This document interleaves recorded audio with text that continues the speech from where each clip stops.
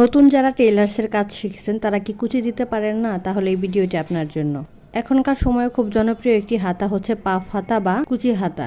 তো এখানে আমি এক্সট্রা 11 ইঞ্চি কাপড় নিয়েছি, আর এই 11 ইঞ্চি কাপড় দিয়ে আমি কুচি দিব, এবং 11 ইঞ্চির পর থেকে যে 17 ইঞ্চি নিয়েছি এটা হচ্ছে হাতার মেন মাপ। তো আমি যখন কুচিটা দিব, কুচি দেওয়ার পর আর্ম হোলটা সমান হয়ে যাবে।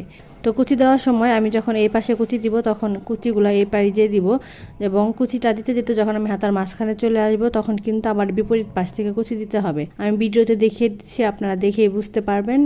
কুচি দেওয়ার সময় কিন্তু মেশিন আমি এইভাবে তাড়াতাড়ি চালিয়েছি এমন কিন্তু নয়, ভিডিওটা ফাস্ট করা এর জন্য এমন মনে হয়েছে।